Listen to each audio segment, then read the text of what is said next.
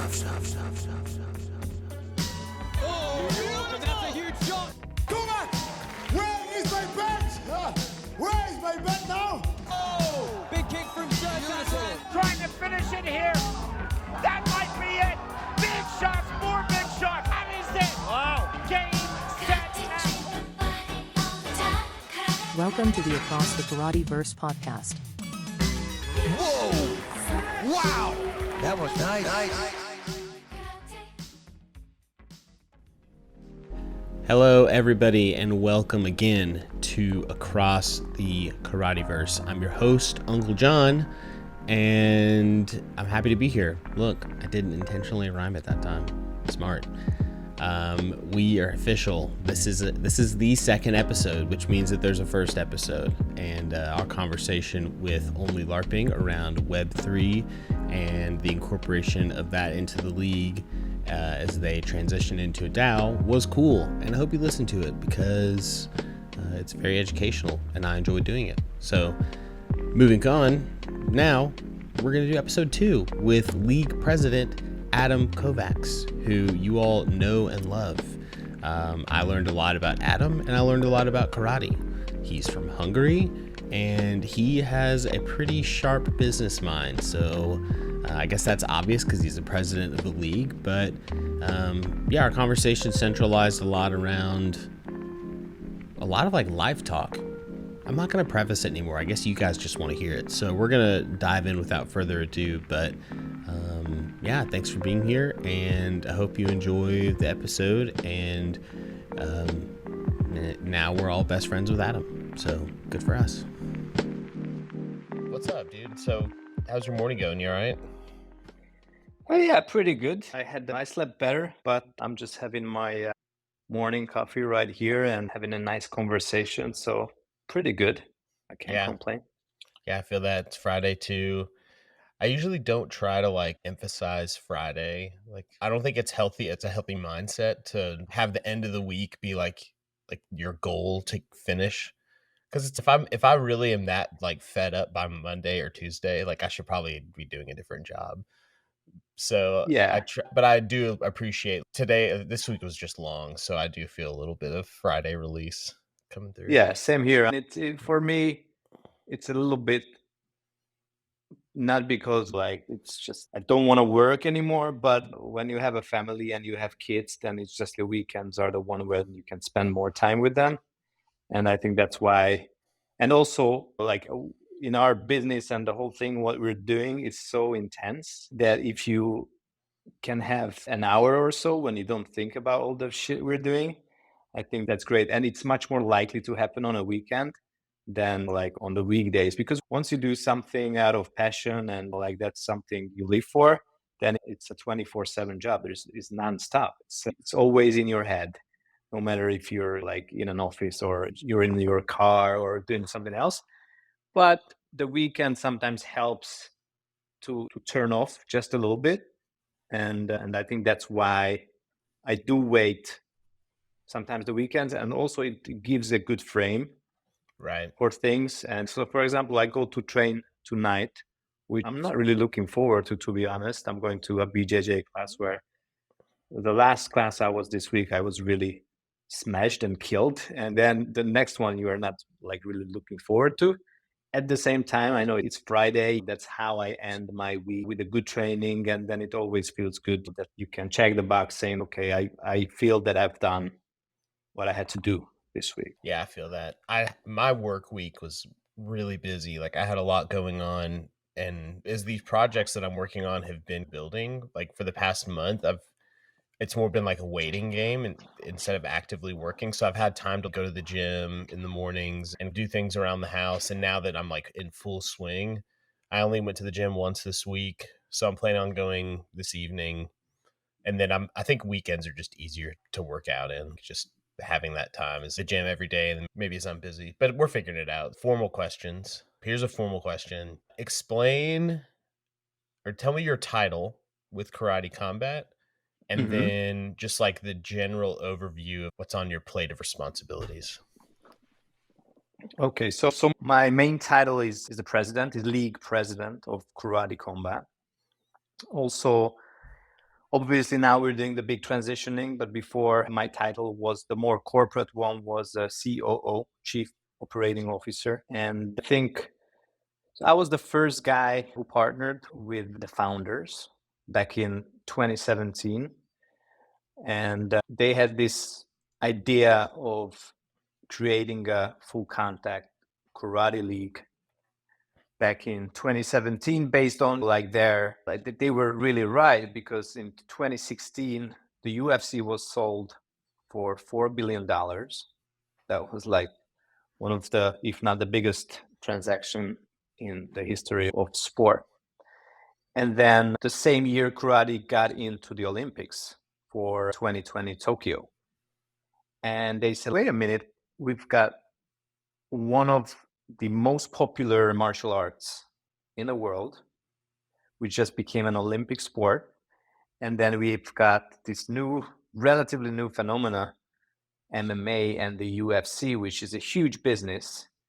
And then why, or first, it wasn't the why, but it was, is there an existing professional karate league out there? Because you might think, or you would think that if that's one of the most popular martial arts, then that means the biggest pool of talent. And then they went online and they did their research and they figured out that there's none.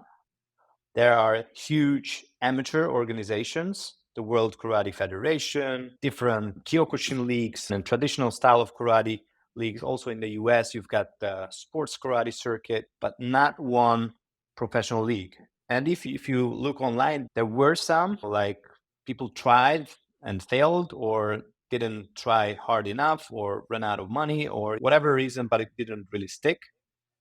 And at the same time, you see MMA and the UFC growing and professional boxing doing relatively great. And then you see influencers entering the fight game and so on. So they said, like, why there's no professional karate? And they did their research and they looked for fighters first, right? And what they did is go and check out the last world championship results.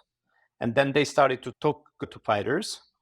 And then my name came up a few times. And also they saw my name on the results of these world championships. They looked at the last 5 world championships. And out of that, my name was on 3, right? I was silver medalist at the Tokyo World Championships, a bronze medalist in Belgrade. I won the World Games back in 2009 in Taiwan, Kaohsiung. And at the same time, some people already recommended me as somebody who is doing business in full contact sports, working with the UFC, building his own businesses. And then they said, okay, let's reach out to this guy. And then I've got one day, I was actually in the US. I was in Albuquerque at one of my friend's house, and I was teaching a karate seminar there for a few days.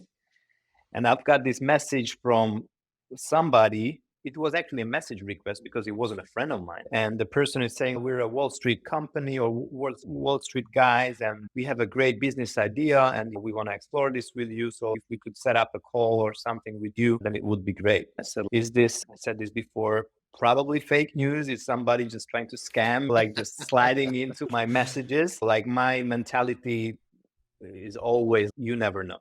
You never know. Sure, so yeah. you have to give it a chance, because you never know which opportunity will be the one, or will be one which helps you to progress, to learn, to be better, or have a great business opportunity. And so I responded. The good thing that I looked at it. So I saw, because sometimes you just miss these messages. It's not that you don't want to respond, but you miss it. And so I responded, and then we jumped on a call. And a few days later, I flew back to Hungary, where I was born and raised. And then we met in Germany at the tournament with these 2 guys from Wall Street with their big idea. And then we sat and we went to a bar and we had a few beers.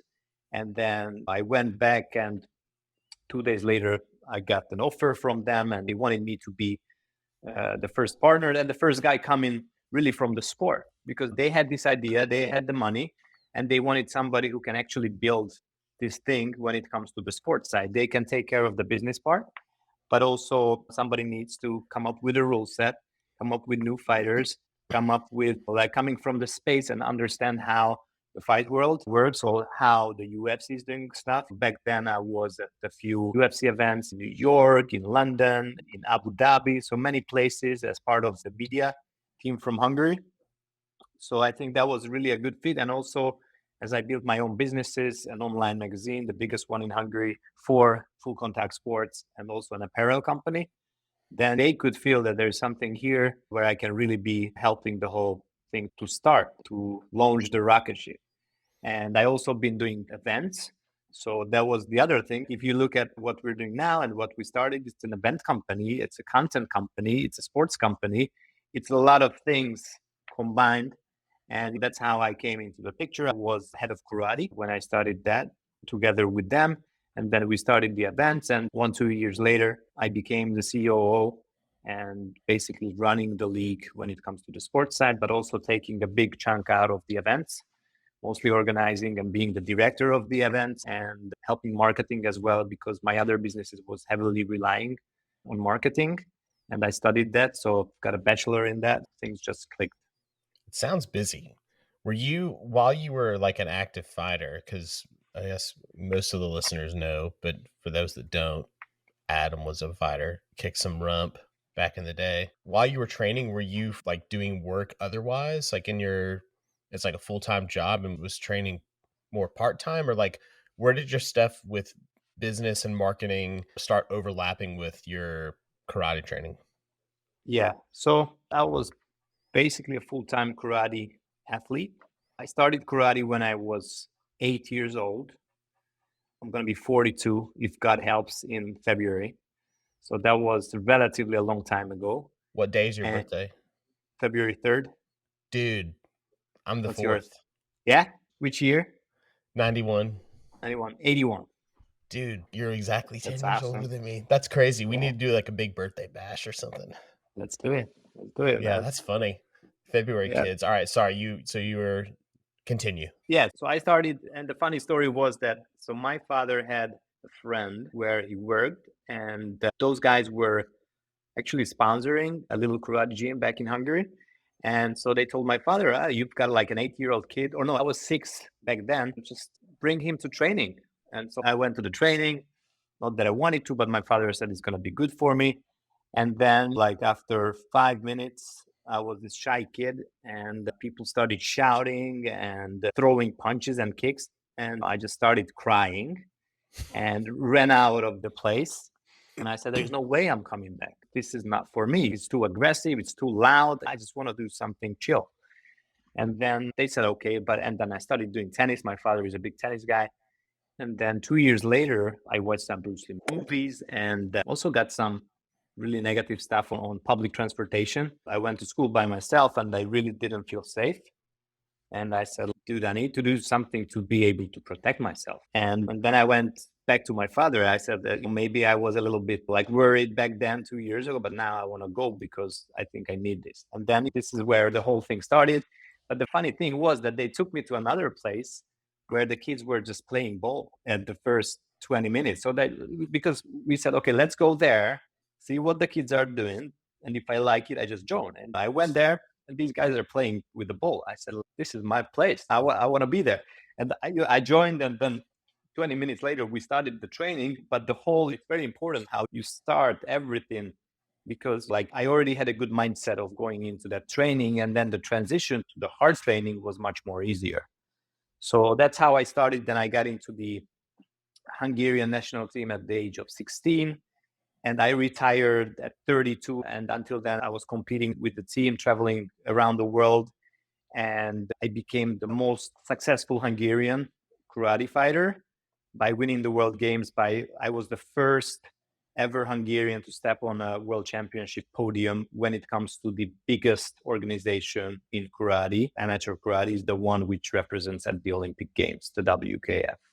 So that's where I medaled first. I got the junior world champion there, and been doing that until 32 and slowly focusing on that. And I think I was also the first guy in Hungary who could make a little bit of money. So, like going back to your original question, like about the business mindset, about what I was doing before I started my journey in business and in working, because if you think about it, I only started working 10 years ago. It's going to be next year, going to be 10 years ago when I retired, which is crazy.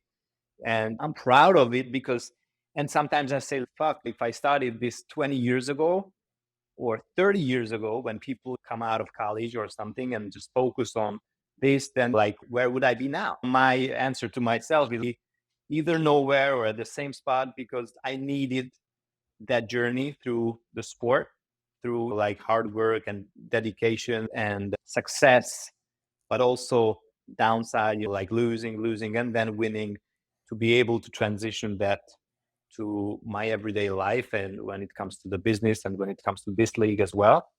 So I think it was super important. And at the same time, I'm proud that in 10 years, I could fit in almost 20 years in terms of the journey of building companies and building the league together with my partners and with the entire team, who is amazing. So I'm really proud of that. And again, going back to your question, my parents built a stationery company and business since 1990. So before they worked for big companies, my mother worked at an ad agency. So she had a marketing mindset. She was a journalist before, and my father was always more of a corporate executive guy. He came from engineering.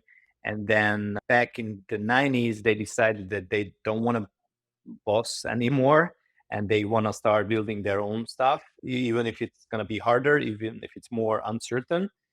And I was, although on the mats, but at the kitchen table, at like they were always talking about business. They were always talking about the staff. They were always talking about products and everything else. So I think that's where it got into my way. I knew I never want to do that business. And they hated that I didn't want to either take over or be part of the business. But I learned a lot of being part of these conversations. And I think I also saw a lot of things what I wanted to do differently. And that's how, when I transitioned into business and working, I didn't start from scratch. I started with something deeply in me, what I learned through like every day. And as I said, the sport just helps in everything, because business and fight business, and especially, is super hard. Every day is a war, and the same on training. And also what we do here, organizing events, is very similar to preparing for a tournament, to a competition. You have to prepare, you've got the timeline, you've got 2 months to prepare, 3 months to prepare, 1 month to prepare, and you have to be at your best shape when it comes the big day. And then next day, it's almost like nothing. Yeah. So it's going up there, and then nothing. That's where you've got the rush and then the depression for 1-2 days. Okay, well, I want to do it again. So I Yeah, think I it feel was a that. little bit long-winded, but hope it helped. No, that's good. It reminds me a lot of even my own career, because I went to school to be a history teacher, and Okay. it I didn't start taking education classes until I was a senior, and by the time I got into education classes, I was like, I don't want to do this. This sounds awful. Did you want to do it on the first place? History? I think so. Yeah, like I was involved in, we had academies at our high school, so they were like getting you ready for like career stuff. So like maybe starting to ask the questions about what you want to do. And I think I had great teachers, so I was like, oh, I want to do that. And then once I started learning all the stuff that goes into it, I was like, no, I don't want to do this. So I graduated college and I didn't have a job, so I painted houses for a little bit, and then really it didn't have any concept for what I was good at. And I think Okay. to your point, it's like, I hear you talking about, it's once you win, even if they're like little career wins and just like realizing like your potential, then it like boosts confidence. And so now like I'm at the same place where I'm doing my own thing. I don't have a boss. And it's like really scary and uncertain. But then like I've had every like little win that I've had, I've been like, oh, wait, I think I can do this. And I think like sports does the exact same thing as like career does. It's like you may not win all the time, but the fact that you win it all probably reinforces like confidence that you can keep going. So yeah, I think that's really interesting. And I guess you having what, 20 years of professional fighting, it's like you probably learn things along the way that you can just directly translate. I think the hardest part for me, what it sounds like, is the hardest part is like, where do you convert that into a whole different other trade? Like, but there are life lessons and like things you learn in karate, I'm sure they could apply to typical conventional work. Yeah, I think And I had this conversation 20 years ago. I remember going into the Hungarian Karate Federation's president's office and like basically begging for money. I said, Mr. President, we all want to reach certain goals. We just need money for that because we need to go to these tournaments. We need to train. We need to train with these people. We need this and that, blah, blah, blah. And then he was like, yeah, I understand. You also have to see that like what you're at a really good path with karate, and like when you retire, then you're going to be able to transition easily because so much you learn over here. And I told him like, I'm not worried about that because I feel that if you put super hard work and hours and dedication and into anything you do, then you can make it happen. You can. And so that's why I was in that office. I said, we need a solution for this one right now and not think about the future, because I'm pretty confident that if we can get shit done in sports where it's really hard, because it's not only hard, like it's, especially fight sports. Mhm. It's not only mentally hard, but it's physically hard. It's something where if it's a business, if it's challenges, at the same time, they still don't try to punch you in the face, right? So imagine the same thing, struggling with all your stuff, what you have to, and at the same time, somebody's trying to kick you or punch you in the face. It's really hard, I Yeah. would say. And keep everything together, trying to show that you're not super tired, that you're not hurt. You're like, you still have to convince your opponent that you're still in the fight, right? So if you can do that, then I think, and especially this is the other thing, is if you do karate, if you do anything where you want to be good at, it takes years and years. There are no shortcuts. Yep. And I'm really saying, you can see this on Instagram, on these fucking quotes, but I'm saying this from experience. I've been doing karate for over 30 years. I've been doing PJJ now for 12 years. And there's nothing, and I feel similar to the league as well, that we struggle sometimes, but we should, because it takes time until to get to a certain point. The UFC is 30 years in. It's not just came out of nowhere 2 years ago and then these guys made it. It's not like just a viral content, which like nobody knew about this kid before, but today everybody knows about him. So I think sports and combat sports in general really helps you to transition to anything where you decide to have the same dedication. And then I have a mentor who really helped my fighting career. And he said, karate equals life. And everybody in the room said, okay, what the hell is he talking about? And then as you get older, you start to understand that what he means, because there's nothing in those 20 years, 30 years, 10 years, which doesn't really happen to you, and what you are not really prepared then if you're still in there and you're focused. So you can really relate every little puzzle. If you're a training camp, if you know somebody hurt you, if there's a lot of interaction with other people, sometimes you win, sometimes you lose, sometimes you get something you want, sometimes you don't, sometimes you make stupid mistakes and you really pay for it. And I think it really helps not only me, but a lot of people to get along. Yeah, I agree. Yeah, and I guess for all intents and purposes, karate combat is very young when you compare it to boxing, UFC, and even more like just combat in general. It's like that's 1,000-year-old thing. Like Greeks did that.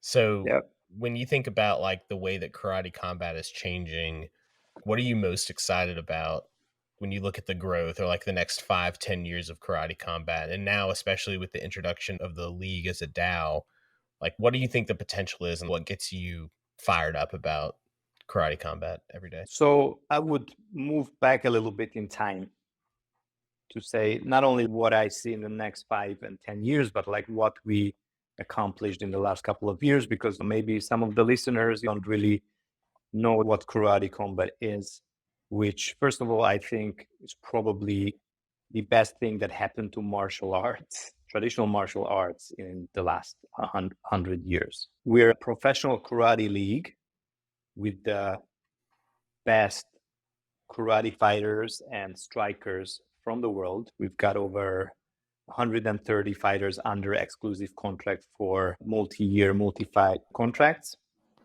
And we're one of the fastest growing combat sports with the fastest growing social media platforms and channels. We are in the top 25 sports content creators on Facebook, and we've got over 100 countries distributing our events on linear TV. And we started back in 2018 with exotic locations, doing the fights in our very unique combat sports arena, which is the Pit. It's a 45-degree wall fighting arena, exotic locations. And then we transitioned into a seasonal format and also introduced a fully virtual environment. We did that live to tape with green screen and really with all the movie tricks you can think of, movie cameras, post-production, big budget. You feel like you're watching a movie. And then this year we transitioned to a live scenario, keeping the same virtual environments through LEDs and through tracked cameras, and still innovating not only in sports, but innovating in TV and the broadcast and the movie industry as well, because nobody did a 7-camera shoot when the cameras were tracked. This is not the Weather Channel when you've got like one camera and then one lady showing you something and then a green screen. This is like 7 cameras, action, fights, knockouts, hundreds of people, and then people on site have the best time of their lives, and then people in front of their screens see that this is an unreal reality. These are things what we accomplished, and at the same time we signed the best fighters and strikers. So now we're not only the biggest karate league, but we are also transitioning into be the biggest striking league out there. So not only a home for karate guys, but home for people who had some karate background before, and also anybody who's coming from a kickboxing background. And back in the days, I don't know how familiar you are with K1 in Japan. That was huge, like 50,000 in arena, sold out. And for years and years, this was like the biggest fighting thing in the fighting community. And we're slowly transitioning to take over what those guys did back in the days, and at the same time be somebody in the fight game which is not necessarily a competitor to the UFC, because it's like if you like the NBA, you still like the NFL.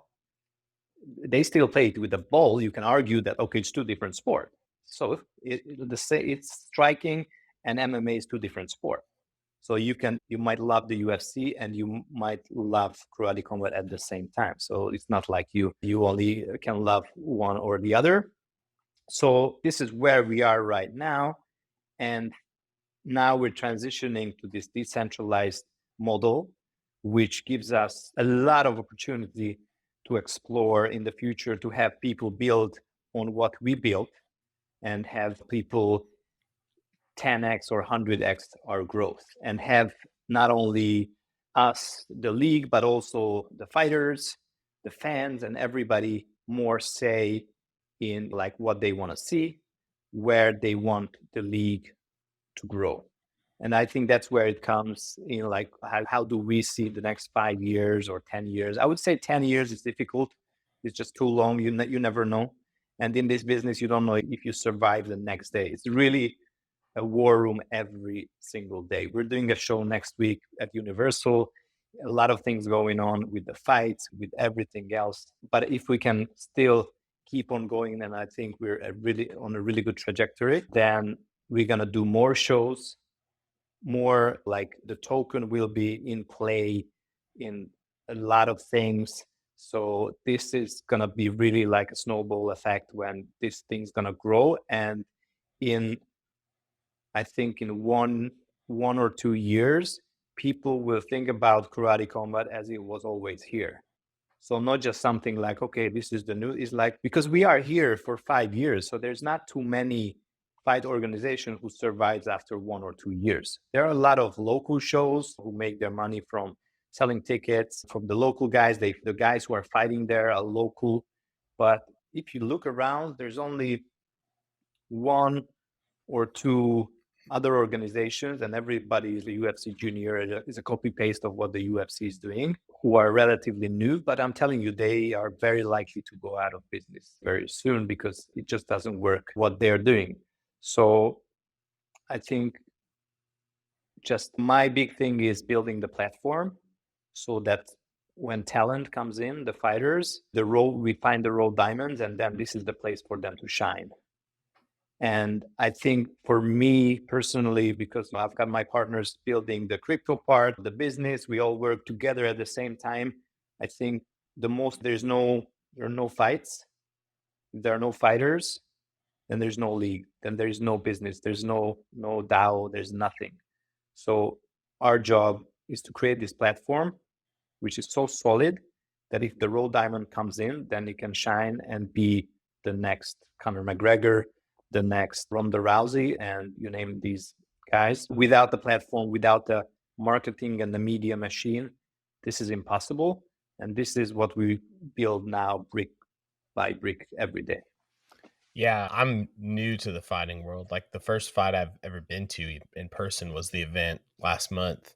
And just from a complete newbie perspective, I feel like karate combat is different than UFC. It's different than MMA. And the basic thing is just like that difference is built into the rules. Like I think for somebody who loves the UFC, if you remove the grappling element to it, it's still a really entertaining and fast-paced and fun fight. Like karate combat has been different since its origins, and now I'm really excited about the decentralization model because I've been doing a lot of research about the history of fighting. There's a really cool, have you seen the documentary on YouTube? It's called Fighting in the Age of Loneliness. I don't think so.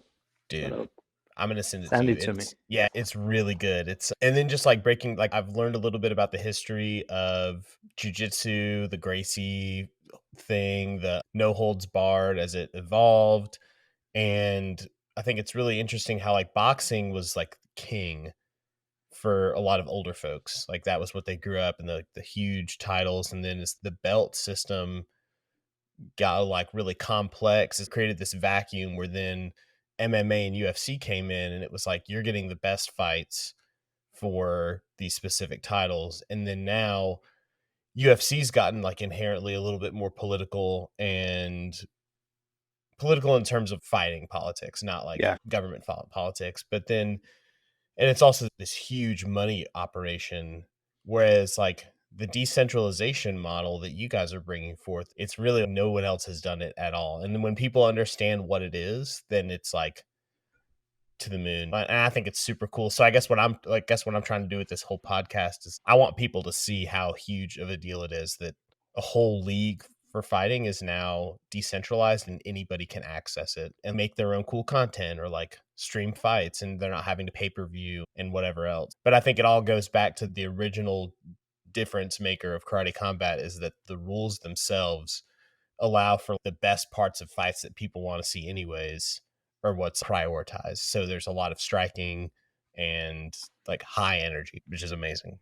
But isn't that, if you think about it, because it was really good how you laid this down, how what boxing did not so well, and then the UFC jumped in and took opportunity of like what there was a problem to solve, right? What was it? That like so many organizations, the real fights are not happening because of politics. Like Mayweather is fighting Manny Pacquiao 10 years later than it should have happened. And so many things like keep those records with zero. So it's not realistic. It's not what fans want to see. They still want to see the big fights. They pay for it, but it happens once a year, once in 5 years.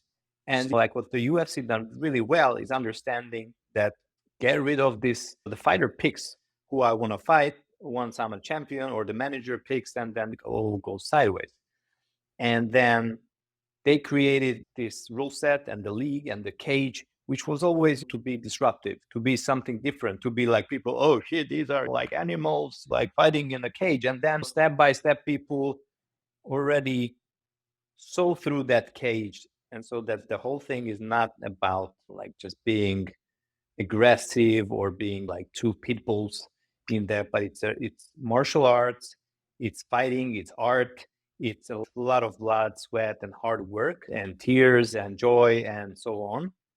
And that's how the whole thing could really start to work. And also the stories behind the fighters, the fights, that's what make people really love the product. And also like they were seeing the opposite what they couldn't see with boxing. And so my point is that I think with what we are creating right now is what you mentioned. If you look at last week's UFC fight between Stephen Thompson and Kevin Holland, that was a beauty in terms of entertainment, also high level striking, zero grappling almost, no wrestling, and it was so enjoyable and entertaining. And this is what we bring to the table now with every of our fights, right? So I think we're doing relatively similar now with the UFC, although they do stuff really well. But like even if you do everything well, then there are a few things which could be better, but you're almost unable to do. You're unable just to out of nowhere start doing virtual production because it takes so much R&D and everything around it that it's just impossible to transition to a DAO. We've got only LARPing, who is a genius with all the crypto. You need somebody like that, and you cannot just hire that person, right? And we're just such a little company that we can move fast and we can make decisions fast, and that's why we can do stuff what the big guys cannot do. And then people don't like to watch, if you're not a super fan, they don't like to watch two guys grappling on the floor. And some people just doesn't like people elbowing each other on the floor until one is almost. We looked at what karate already has in terms of rule set and how we can transition the fighters who are already fighting for 20 years, 15 years, and not to start from scratch, but they can just transition here and do what they do best, but they do it even better because they get paid, they can get more popular. We give them a platform where they can shine and they can grow their own personal brand. And I think we're looking at the UFC and Matchroom Boxing and all these bigger guys in a way that they did the legwork for us. So what is that we can take from them when it comes to operations, when it comes to some of the storytelling? These guys literally took everything from WWE when it came to the storytelling, right? So they refined it. Now we're also looking at them and saying, okay, this storytelling is amazing. The way they build fighters are amazing. Like we can do it the same way or even better, how we can do that. And I think we found the few spots where people felt that they need a solution to that problem. And that's where we came with the fighting arena. People just don't like the cage. They want to have more access. We've got people pit side, like cheering. Roy Jones Jr. was there on our event and literally he could almost feel the punches himself. So the whole environment, what we created is so unique, is so intimate that the UFC, boxing, or other martial or other combat sports, or even sports, almost for them it's impossible to recreate. And also we did it so combined that we're so difficult to copy because people can copy maybe the pit. People can do stuff with the same rule set. Like it's the same with the iPhone. You can still do similar phones. It will look the same, but it won't be the same because we're creating this ecosystem with the DAO, with everything. It will be impossible, almost impossible, never say impossible. It will be probably impossible to do something similar. And also once the whole DAO structure will be on solid foundation and everybody takes part, then it's very likely that we're just going to bypass these guys in a day in terms of what we have access to, in terms of resources, in terms of like, we might be able to do bigger purse fights than these guys do combined because the whole community is behind it. And this is what people want. They can say, okay, we want this free agent fighter right now. It costs $5 million. All right, it's the money like we've never seen this much money before, but now the community and the DAO will be able to make things like this happen. Like when Jake Paul throws around numbers, blah, blah, blah, blah. And then everybody will just look like, what the fuck just happened? Where were these guys before? And we are here for 5 years already. That's a lot of years. That's a lot of days. So we're pretty bullish in the whole product, the whole thing. And especially now when the market is down, it's the worst ever. Everybody is like depressed. Like we think that anybody who survives these days and these times, or even if you start now, then it's probably the best time because it seems like there's only up from here. Yeah, it's a builder's environment for sure. And I feel like the thing that most excites me is just the involvement of the fan. And I think that's the main window where these bigger fight leagues like UFC, they may not even view it as a problem, but your fans are what make everything possible. Like you can line up the biggest fights, but if you have nobody in the crowd, then fighters aren't going to want to fight. And so I think it's fantastic that this decentralized model actually allows fans to be like almost unofficial employees of karate combat and that they're able to like make decisions. And what you guys are doing, I don't think in any other sport at all, nobody's given this much power and accessibility to the people who are like dedicated to watching your events. And I really think it's like some Genesis groundbreaking shit. I don't think That's things how will, that's if it what we, succeeds, I don't think things are ever going to be the same. yeah, it's almost, I feel like you're one of us when we talk about this because these are the exact words coming out of only LARPing's mouth. Like that when we pitch investors, when we pitch partners, we tell them exactly the same. And more, everybody's hyped about their own product and thing, but when we pitch it and we also show them what we've already done, then they say, okay, these guys might be onto something. And the one super like different thing is that we have a physical product. We have something we built in the last 5 years. This is not like a promise. These are actual people under exclusive contract. They show up. We've got like actual people working in operations. We've got these fights happening. So it's already something that we can show. And if there was no DAO, then people would still be interested. So that's why I think if you look at our social media, this is like the biggest Web3 project when it comes to social media following. That's also something even the Web3 community doesn't realize. That even like we're bigger than the Bored Apes and all these guys. If you combine our social media platforms and also the diversity of fans we have, it's not just like the niche Web3 crypto community, but it's really something where we could be a vehicle for the crypto community, the Web3 community to spread the word how Web3 can work in a good way and how decentralization and how the blockchain actually is working. And we can just simplify it through sports and everything happen like if the foundation of sports is not to have wars or wars, right? To simplify things so people can understand.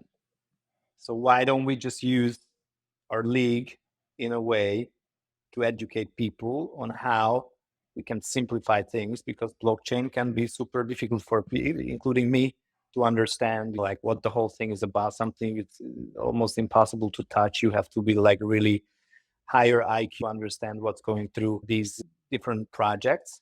But sport can help to simplify it, to translate it to the everyday people.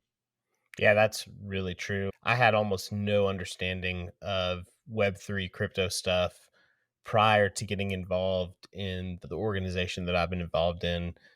And because it's focused around sports, it's just a beautiful metaphor. And I don't want to I'd have to think about it to explain it, but I'll just say Yeah. it's a good metaphor. So chill. I'll break it down at a different time. But Yeah. that's like a whole TED talk, dude. Like I could, I think so. And like, I'm also was just thinking out loud. This is not something I prepared for same. to say. Like when I talk about it, because I'm the same. So like I've been around crypto, just investing a little bit, and like during for a few years now, starting before COVID, and then during COVID, I had a little bit more time to dig deep, and then like my partners who are more. So like that's how I got educated more. I still probably understand 20% of the whole thing. I've been to like networking event last couple of days with only Web3 people. And I would say I was for sure the dumbest guy in the room and probably didn't understand 80% of the stuff what they were telling me.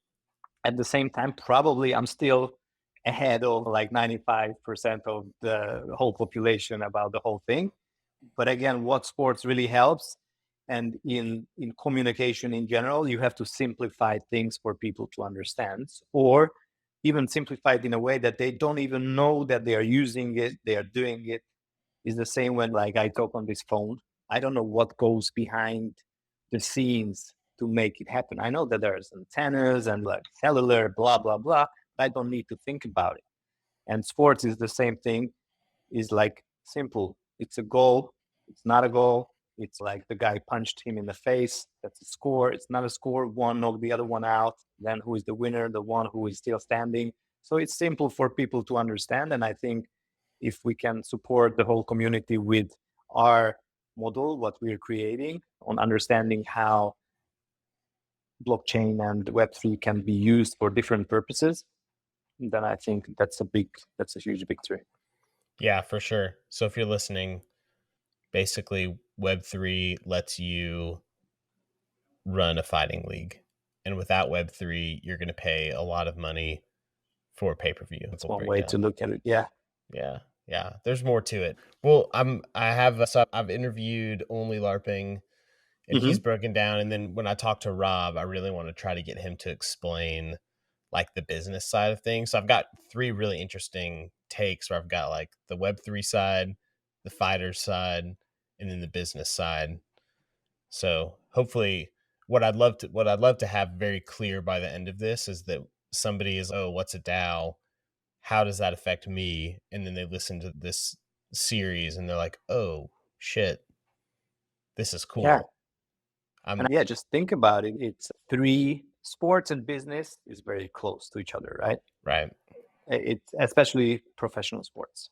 When it comes to amateur sport, that's also business, but it's only for a few people and it's different. But sports and business. But then like how you combine these 3 and also what it's a huge area to discuss. But if somebody is gonna take the time to listen all 3 and put things together, then they will understand that how this is like back in the days when it started, they said if 7 people, then basically the entire world, or there's a connection between it. So I think it's similar here, that if we're good on the business side, we're good at the sports side, we're good at the crypto, then we are basically the future of a lot of things, where the world is heading. No, I agree. This is the last not serious question. Is there a specific theme night that you haven't seen yet that you really want to see in our virtual environment? Yeah, in the virtual environment, and then like for an event, like what would be like your dream theme night?